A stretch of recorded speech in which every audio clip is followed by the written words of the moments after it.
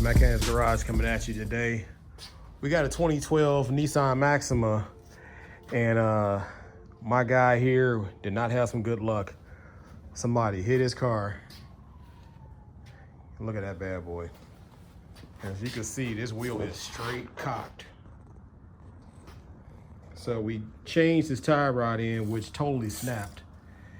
And then once we stood the car back up, before we put the wheel back on, we realized that his strut was bent also. So the strut bent like that, which we'll show you once we get the wheel off. So we about to go ahead and try to tackle this. Get these wheels off. It's a 21 millimeter. So we bought the jacker up, put it on the jack stand, and get this wheel off. All right, guys, so we got the wheel off. As you can see how that strut is bent. It's not going straight. So we need to replace that.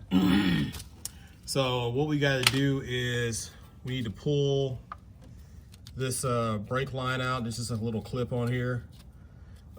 These, I believe, are 21s. We got 2 of those. We've got a bolt right here for the top of the sway bar link, which that might be like a 19. I am not positive. We'll go ahead and take a look at that. And then we'll have to pull out, this is the ABS cables. We'll just pull those out. And then we should be able to get those loose. And then on top, there's 3 bolts. I don't know what size those are, but once we get up there, we'll take a look and figure that out. But one thing I always like to do, it don't look too bad under here, but I always will spray these bolts with some kind of rust penetrant. You know, we use, homegrown PB Blaster, which is made here in Cleveland. And one thing I also try to do is a lot of times on these threads, there'll be some corrosion. So I always will scrape these off with a wire brush. So I'm about to wire brush these. I'm gonna spray everything. And then we'll start to move these little cables out the way and get our clip off here. All right, we're gonna go ahead and remove the stabilizer link from the strut. As you see, we've got a crescent wrench on the back. There's a kind of like a nut you can grab on the back end of it. You can see it better from this one. And then the front is a 18 millimeter socket. So we're gonna go ahead and pull that off. I couldn't tell what size that was on the back. It might be an 18 or a 19. I think I tried an 18 and it didn't work. So it may be 19, but I don't have a 19 millimeter wrench in my set, which I need to get one because I always seem to need a 19 for something. So we're gonna go ahead and pull this off. All right, stabilizer link is out. We just set it to the side. And then since we're doing the driver's side, we turned our wheel all the way to the left to give us easier access for these bolts here. This is a 21 millimeter nut on the end of a 21 millimeter bolt. So we're gonna go ahead and loosen these all the way up. And then if they don't tap out easily, we'll knock them out with like a dead blow hammer. So one of the things I like to do before removing the strut bolts totally is I like to put a jack under here to support the weight of the knuckle. Because usually once you tap these out, these things are gonna wanna fall. So I put that under there first. I'm just gonna take like a little small punch and a hammer and tap those 2 bolts out. All right, guys, so we got the bottom part taken apart.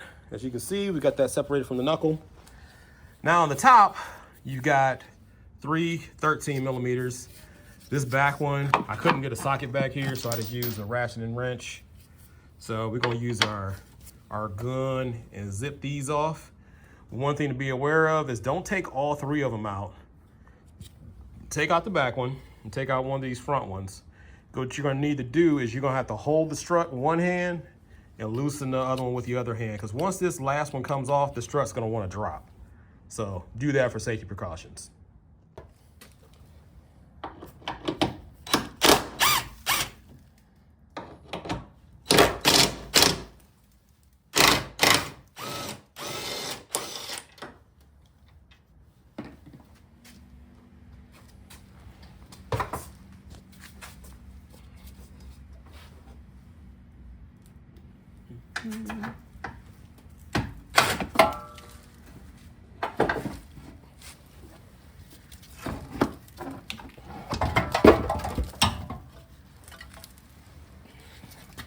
There it is. Get the old broke one out. All right, so now we got our old strut out, and we're gonna take our new strut. You always want to try to compare the two to make sure you got the correct one. So we're gonna lay them down side by side.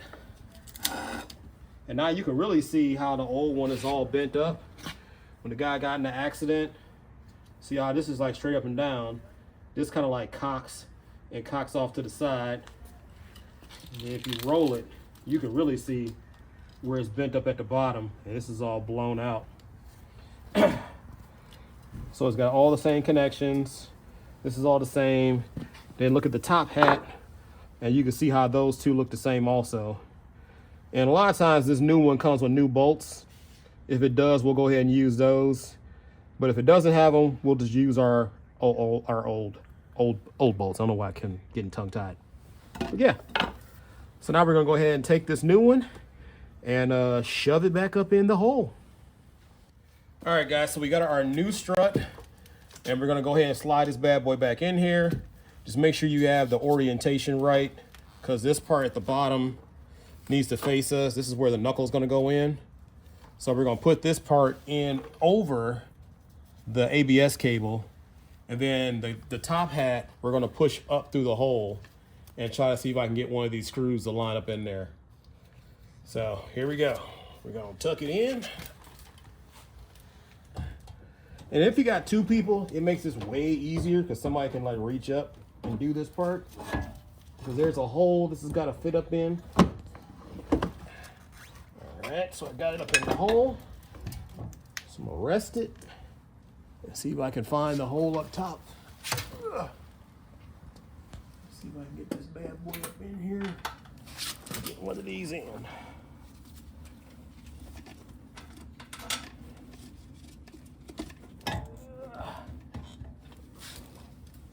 Sometimes you get a He-Man this bad boy up in here.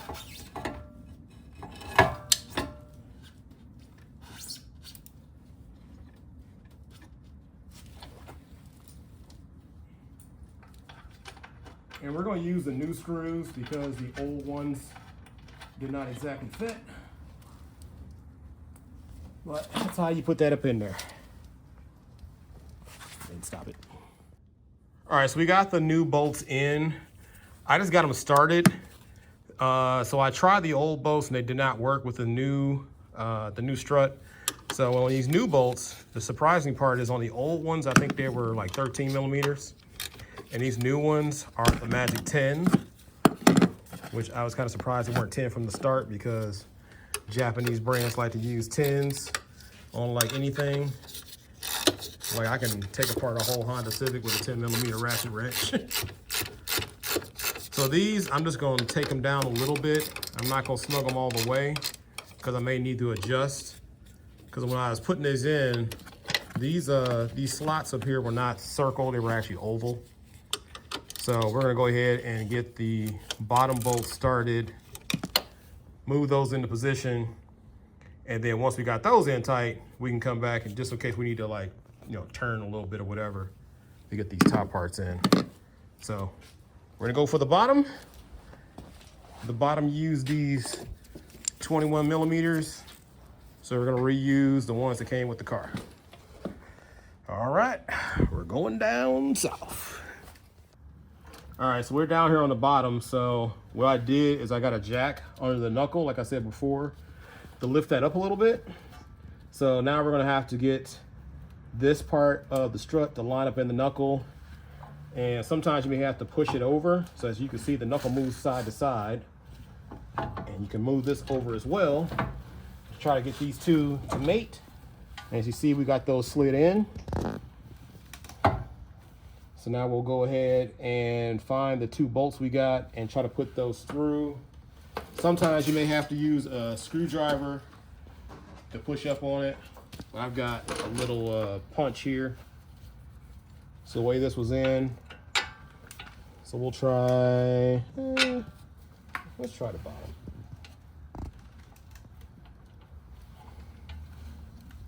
So sometimes you gotta take a look and maneuver it or wiggle it just a little bit.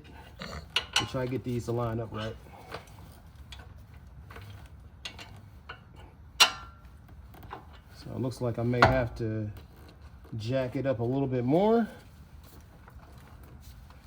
Might have went a little bit too high. Yep, I think I went a little bit too far. So let's bring it down just a touch.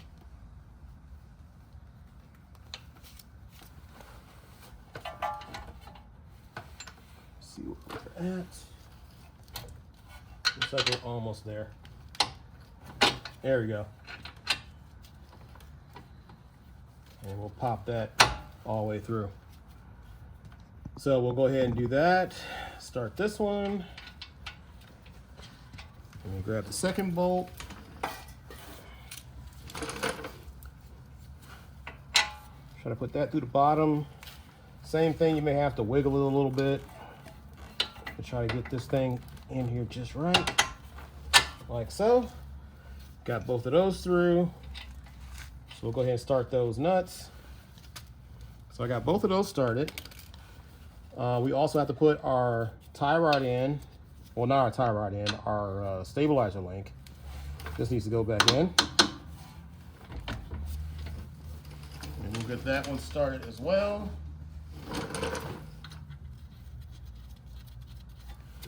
And then we'll go ahead and put our cables back in. We got a part that pops in on both sides. That is our ABS cable. And then we'll also have to put our brake line through here as well. We push that up. And then our brake line has this little clip that goes on here. So we got that started. And usually once you get that on, you can just tap it with a hammer. Usually it goes on easier than that,